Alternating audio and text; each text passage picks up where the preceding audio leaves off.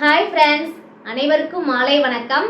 இன்னைக்கு நம்ம என்ன வீடியோ பார்க்க போறோம் அப்படின்னா, கம்யூனிட்டி கைட்லைன்ஸ் 2024ல என்னென்ன கைட்லைன்ஸ்லாம் இருக்கு அப்படின்னு சொல்லி ஸ்டெப் பை ஸ்டெப்பா நம்ம பார்க்க போறோம். 2024ல நியூவா சேனல் ஸ்டார்ட் பண்ணிருக்கீங்களா? இந்த வீடியோ ஃபுல்லா பாருங்க. எந்த மாதிரியான வீடியோஸ் வந்து நம்ம போஸ்ட் பண்ணா யூடியூப் சைட்ல இருந்து கம்யூனிட்டி ஸ்ட்ரைக் வந்து நமக்கு கொடுப்பாங்க அப்படின்னு சொல்லி உங்களுக்கு தெரியும். இந்த வீடியோ ரொம்ப ரொம்ப இம்பார்ட்டன்ட் ஆனது. நிறைய பேருக்கு copyright strike and community guideline strike இந்த ரெண்டுக்கும் டிஃபரன்ஸ் தெரியல. காப்பிரைட் ஸ்ட்ரைக் அப்படின்னா மற்றவங்களோட அனுமதி இல்லாம அவங்களோட வீடியோவை நம்ம எடுத்து யூஸ் பண்ணிட்டு இருந்தோம் அப்படின்னா மற்றவங்க நமக்கு கொடுக்கறது வந்து பார்த்தீங்கன்னா காப்பிரைட் ஸ்ட்ரைக். இது நம்ம கம்யூனிட்டி கைட்லைன்ஸாக கொடுக்கக்கூடிய அந்த 8 விதமான கைட்லைன்ஸை மீறி நம்ம வீடியோஸ் அப்லோட் பண்ணியிருந்தோம் அப்படின்னா யூடியூப் சைட்ல இருந்து டைரெக்டாக நமக்கு கொடுக்கக்கூடியது தான் இந்த கம்யூனிட்டி ஸ்ட்ரைக். இந்த கம்யூனிட்டி ஸ்ட்ரைக்கை பற்றி நம்ம முழுமையாக தெரிஞ்சதுக்கு அப்புறம் தான் ஒன்ஸ் நம்ம சேனலில் வீடியோவே அப்லோட் பண்ண ஆரம்பிக்கணும். வீடியோ ஸ்கிப் பண்ணாமல் பாருங்கள். எந்தெந்த மாதிரியெல்லாம் நம்ம வீடியோ போடக்கூடாது அப்படின்னு உங்களுக்கு ஒரு ஐடியா கிடைக்கும். வாங்க ஃபர்ஸ்ட் என்ன கைட்லைன்ஸ் பார்த்துடலாம். ஃபர்ஸ்ட் ஒன்று பார்த்தீங்கன்னா ஸ்பேம் அண்ட் ஸ்கேம்.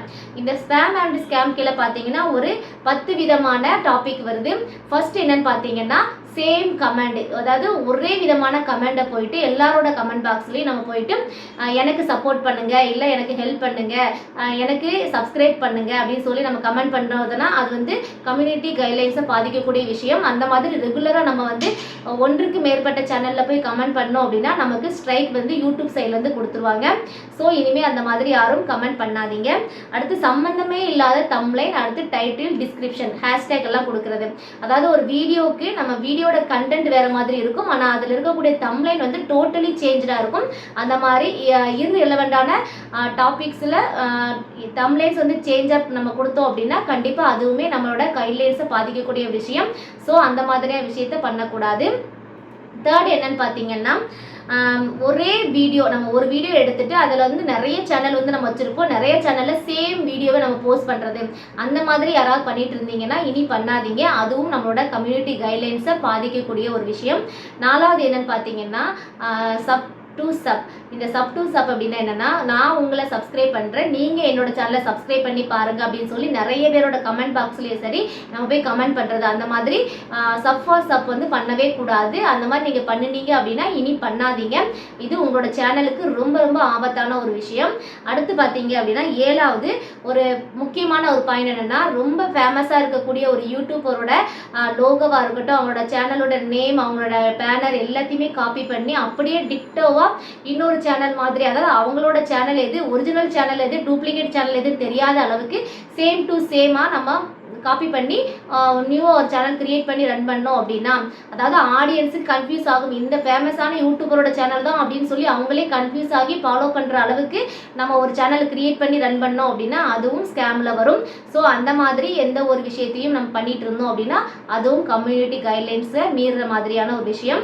நெக்ஸ்ட் பார்த்தீங்க அப்படின்னா பொய்யான ஸ்ட்ரைக் கொடுக்கறது. ஒருத்தவங்களோட வீடியோ நம்ம பார்த்துட்டு இருக்கோம், அந்த வீடியோவோட அவங்களோட வளர்ச்சியோ இல்லை அவங்களோட வீடியோவோ ஏதோ உங்களுக்கு பிடிக்கல அப்படின்னா அவங்க பொய்யான ஸ்ட்ரைக் கொடுக்கறது, அதாவது சம்மந்தமே இல்லாமல் ஸ்ட்ரைக் கொடுக்கறது, அந்த மாதிரி நம்ம கொடுத்தோம் அப்படின்னா நம்மளுக்கு தான் ஆபத்தாக முடியும். அந்த மாதிரி கொடுக்குறவங்களுக்கும் யூடியூப் தரப்புல இருந்து கம்யூனிட்டி ஸ்ட்ரைக் வந்து கண்டிப்பாக கொடுக்கப்படும். ஸோ இந்த மாதிரியான விஷயங்கள் பண்ணக்கூடாது. அடுத்து பார்த்தீங்கன்னா ஆபத்தான வெப்சைட்ஸ் வந்து நம்ம என்ன பண்ணுறது, ப்ரொமோட் பண்ணக்கூடாது. இது எல்லாமே ஸ்பேமில் வரும். இந்த மாதிரியான விஷயங்கள் எல்லாத்தையுமே நம்ம தவிர்த்துட்டு தான் வீடியோ அப்லோட் பண்ணணும். செகண்ட் என்ன கைட்லைன் பார்த்தீங்கன்னா ஹேட் ஸ்பீச்.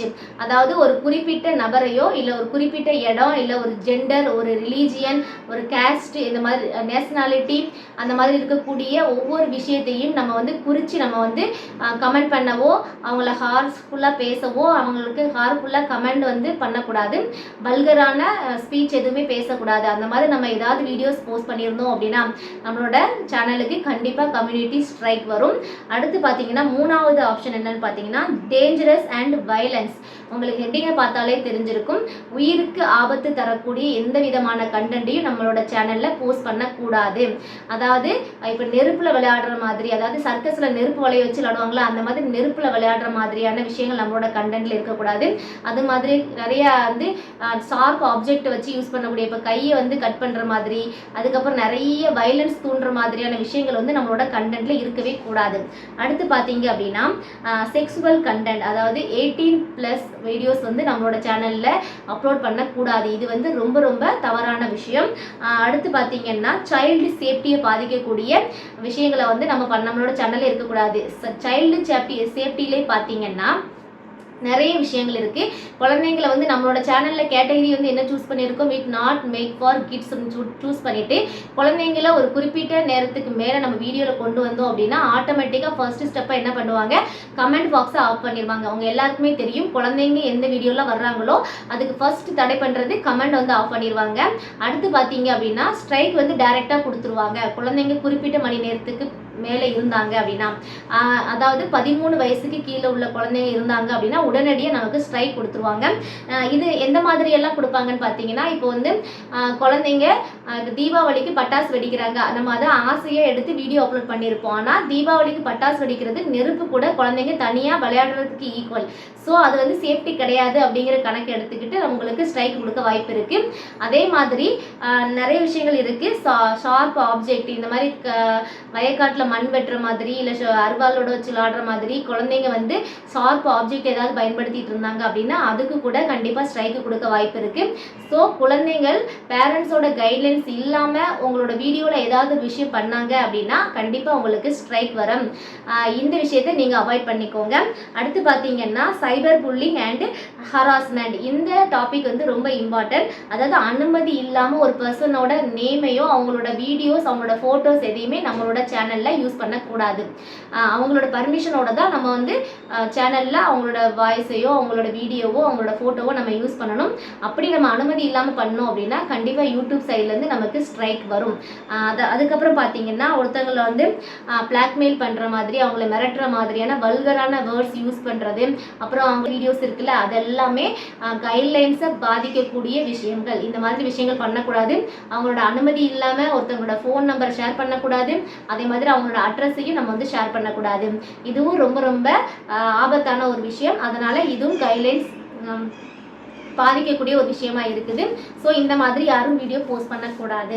அடுத்து பார்த்தீங்கன்னா 7th பாயிண்ட் என்னன்னா sales of regulated or illegal goods, அதாவது ட்ரக்ஸ் ஆல்கஹால் அந்த மாதிரி இருக்கக்கூடிய விஷயங்கள் எல்லாத்தையும் ப்ரொமோட் பண்ணுறது ரொம்ப ரொம்ப தவறான விஷயம். அதுக்கப்புறம் சிம்பிளாக பார்த்தீங்கன்னா ஒரு நம்மளோட சப்ஸ்கிரைபர் ஒருத்தங்க தான் கன்று வந்து ஒரு பிக்சர், அதாவது துப்பாக்கி படத்தில் விஜய் வந்து கன்று வச்சிருக்க மாதிரி ஒரு ஃபோட்டோ வந்து அவங்களோட வீடியோவில் வந்து ஆட் பண்ணிட்டாங்க. அந்த கன் இருந்த ஒரே ரீசனால அவங்களோட சேனல் வந்து ஸ்ட்ரைக் பண்ணிட்டாங்க. ஸோ இந்த மாதிரி ஆபத்தான ஆயுதங்கள் வந்து நம்மளோட சேனலில் ப்ரொமோட் பண்ணவும் கூடாது, ஃபோட்டோஸ் அண்ட் வீடியோஸ் மூலம் காமிக்கவும் கூடாது. இதன் மூலமாகவும் நமக்கு வந்து ஸ்ட்ரைக் வந்து வர வாய்ப்பு இருக்கு. அடுத்து பார்த்தீங்கன்னா 8வது விஷயம் என்னன்னு பார்த்தீங்கன்னா மிஸ் இன்ஃபர்மேஷன், அதாவது அவதூறு பதப்புறமாக இருக்கக்கூடிய வதந்திகளை எதையும் நம்ம பரப்பக்கூடாது.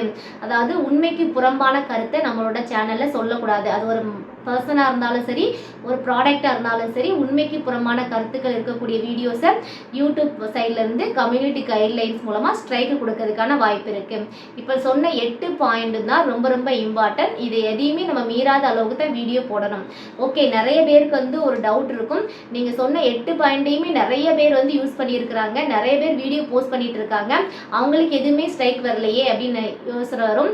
இப்போ இது 8 பாயிண்ட்டுக்குமே ஒரே ஒரு விதிவிலக்கு என்னன்னு பார்த்தீங்கன்னா எஜுகேஷனல் பர்பஸ் அல்லது சயின்ஸ் ப்ராஜெக்ட் பண்ணுறதுக்காக இல்லை நியூஸ் அல்லது டாக்குமெண்ட்ரி பண்ணுறதுக்காக அவங்க இந்த 8 இதில் ஏதாவது ஒரு டாக்குமெண்ட்ரி அதாவது ஏதாவது ஒரு கைட்லைன்ஸை மீற மாதிரி இருந்தால் கூட அவங்க வந்து டிஸ்க்ளைமர் வந்து கண்டிப்பாக மென்ஷன் பண்ணி ஆகணும்.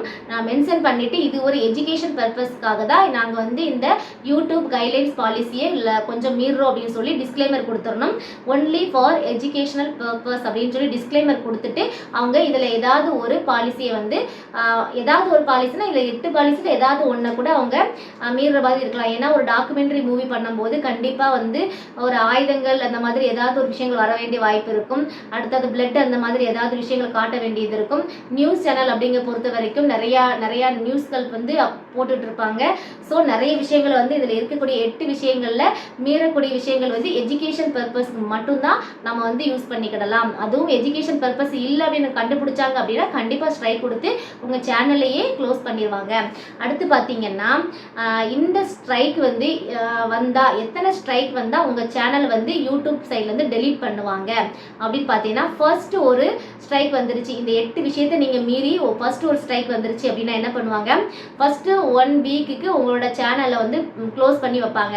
செகண்ட் 90 டேஸ்க்குள்ள செகண்ட் ஒரு ஸ்ட்ரைக் வந்துருச்சு அப்படின்னா 2 வீக்குக்கு எந்த ஒரு யூஸும் உங்களோட சேனலில் நீங்கள் வந்து வீடியோவோ இல்லை போஸ்ட்டோ எதுவுமே வந்து அப்லோட் பண்ண முடியாத அளவுக்கு ஸ்டாப் பண்ணிடுவாங்க.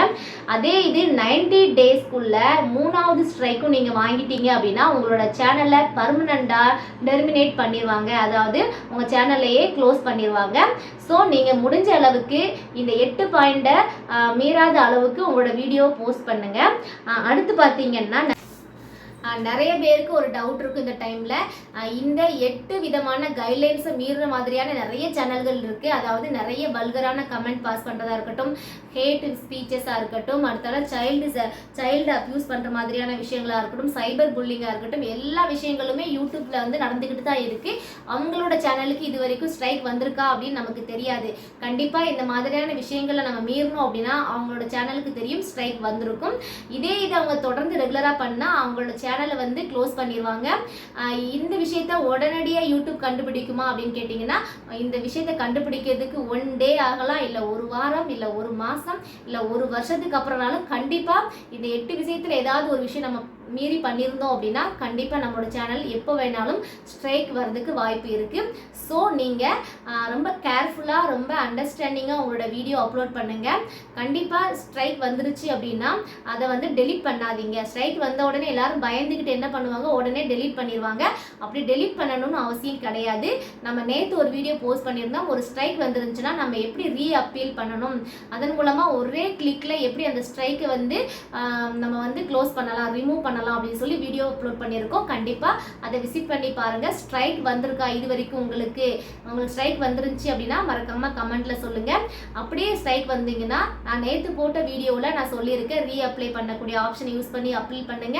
அப்படியே இந்த கைட்லைன்ஸை நீங்கள் மீறுற மாதிரியான விஷயங்கள் பண்ணியிருந்தீங்க அப்படின்னா உங்களுக்கு மெயில் வந்திருக்கும், அதில் ஒரு ட்ரைனிங் நீங்கள் அட்டன் பண்ண வேண்டி இருக்கும். இந்த 8 பாலிசியில் நீங்கள் எந்த கைட்லைன்ஸை மீற மாதிரியான விஷயம் போட்டிருக்கீங்களோ அது ரிலேட்டடான ஒரு 5 கொஸ்டின் கொடுப்பாங்க. அந்த 5 கொஸ்டினுக்கு நீங்கள் வந்து சூஸ் த கரெக்ட் ஆன்சர் மாதிரி டிக் பண்ணால் மட்டும் போதும். உங்களோட அந்த வீடியோ இருக்குல்ல அந்த ஸ்ட்ரைக் வந்து கன்சிடர் பண்ணி உங்களுக்கு 90 டேஸில் உங்களுக்கு ரிமூவ் பண்ணிடுவாங்க. ஸோ நீங்கள் அவசரப்பட்டு ஸ்ட்ரைக் வந்த உடனே அந்த வீடியோவை டெலீட் பண்ணாதீங்க. அப்படி நீங்கள் டெலீட் பண்ணாலும் அந்த வீடியோவுக்கு ஸ்ட்ரைக் வந்து போகாது. ஸோ நீங்கள் டெலீட் பண்ணாமல் நேற்று நான் சொன்ன அந்த வீடியோவில் இருக்கக்கூடிய பாயிண்ட் எல்லாம் பின்பற்றி உங்களோட ஸ்ட்ரைக்கை வந்து ஈஸியாக ரிமூவ் பண்ணிடுங்க. ஓகே ஃப்ரெண்ட்ஸ், இந்த வீடியோ உங்களுக்கு ரொம்ப பயனுள்ளதாக இருந்திருக்கும் அப்படின்னு நம்புகிறேன். இதில் ஏதாவது உங்களுக்கு டவுட் இருந்துச்சு அப்படின்னா மறக்காமல் கமெண்ட்டில் கேளுங்க.